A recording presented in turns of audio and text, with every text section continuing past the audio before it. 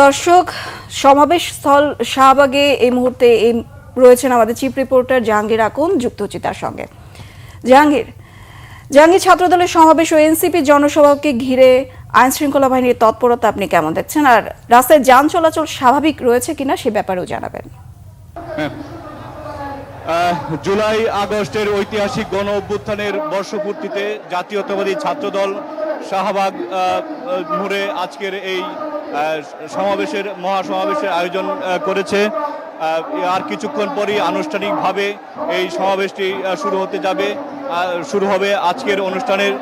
আজকের সমাবেশে প্রধান অতিথি হিসেবে লন্ডন থেকে যুক্ত হবেন বিএনপির ভারপ্রাপ্ত চেয়ারম্যান তারেক রহমান।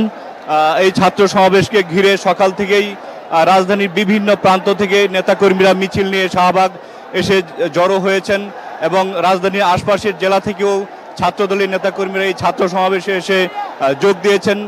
আর কিছুক্ষণ পরেই সমাবেশটি আনুষ্ঠানিক শুরু হওয়ার পর স্থানীয় ছাত্রদলের কেন্দ্রীয় নেতৃবৃন্দ বক্তব্য রাখবেন এবং সাবেক যারা ছাত্রদলের নেতারা ছিলেন তারাও বক্তব্য রাখবেন। বিএনপির মহাসচিব মির্জা ফখরুল ইসলাম আলমগীর, স্থায়ী কমিটির সদস্যরাও সেখানে বক্তব্য রাখবেন।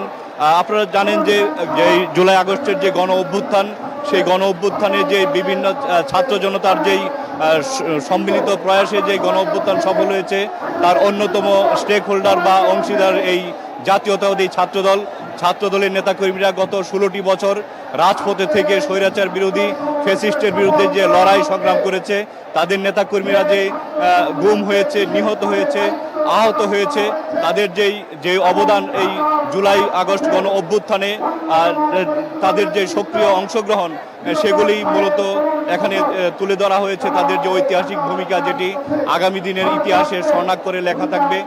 তো ছাত্রদল এই সমাবেশ অত্যন্ত তাৎপর্যপূর্ণই মনে করছে নেতাকর্মীরা। তারা বলছেন এই গণ অভ্যুত্থান যে একটি সবার ছাত্র জনতার সম্মিলিত প্রচেষ্টায় যে ঐতিহাসিক একটি ঐক্যবদ্ধ প্রচেষ্টায় সফল হয়েছে, সে বিষয়টিকে তারা এখানে তুলে ধরবেন এবং আগামী দিনে সেই ঐক্যকে বজায় রেখে কীভাবে চলতে হবে এবং তারও একটি দিক নির্দেশনা বিএনপির ভারপ্রাপ্ত চেয়ারম্যান তারেক রহমান, মহাসচিব মির্জা ফখরুল ইসলাম আলমগীর সহ কেন্দ্রীয় নেতৃবৃন্দ এই ছাত্র সমাবেশের মধ্য দিয়ে তারা সেই নির্দেশনা দিবেন এবং আগামী দিনে যে জাতীয় নির্বাচন সহ গুরুত্বপূর্ণ যেসব আপনার জাতীয় নির্বাচন রয়েছে, সেসব নির্বাচনে ছাত্রদল কীভাবে ভূমিকা রাখবে, আগামী দিনের শিক্ষাঙ্গনে ছাত্রদলের ভূমিকা কী হবে, শিক্ষাঙ্গনে সুষ্ঠু পরিবেশ বজায় রাখার স্বার্থে ছাত্রদল কী ভূমিকা রাখবে, ছাত্রদের অধিকার আদায়ে তারা কীভাবে ভূমিকা রাখবে, তারও একটি দিক নির্দেশনা এই ছাত্র সমাবেশের মাধ্যমে পাওয়া যাবে বলে আশা করছেন নেতাকর্মীরা। আপনারা দেখতে পাচ্ছেন শাহবাগের এটি চার রাস্তার মধ্যে যে পয়েন্টটি, শাহবাগের যে পয়েন্টটি রয়েছে সেখানেই মূলত মঞ্চ করা হয়েছে এবং প্রতিটি রাস্তা কানায় কানায় পূর্ণ হয়ে গেছে।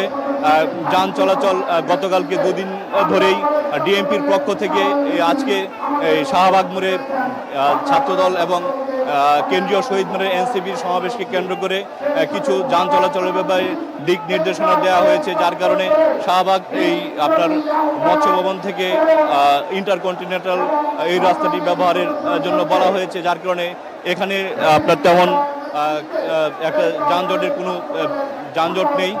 তো নেতাকর্মীরা স্বাচ্ছন্দ্যেই তারা আপনার সমাবেশে এসে যোগ দিয়েছেন। আপনারা জানেন যে এখানে দুইটি হসপিটাল রয়েছে, বারডাইম হসপিটাল এবং বাংলাদেশ মেডিকেল বিশ্ববিদ্যালয়।